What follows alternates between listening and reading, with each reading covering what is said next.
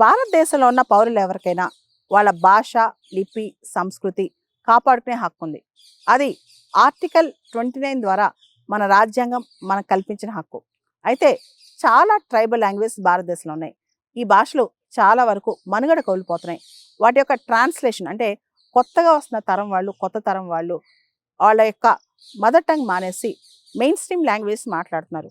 అయితే దీనికి సంబంధించి ఏదైతే లాంగ్వేజెస్ ఉన్నాయో, ముఖ్యంగా ట్రైబల్ లాంగ్వేజెస్ ఉన్నాయో వాటికి హిందీ, ఇంగ్లీష్ వర్షన్ ట్రాన్స్లేషన్, అదేవిధంగా హిందీ, ఇంగ్లీష్ నుంచి ట్రైబల్ లాంగ్వేజ్లోకి ట్రాన్స్లేషన్, అనువాదం అనేది సులభం అయితే కనుక ఇంకా అద్భుతంగా ఈ లాంగ్వేజెస్ని మనం కాపాడుకోవచ్చు. రకరకాల ట్రైబల్ భాషల్ని మనం కాపాడుకోవచ్చు.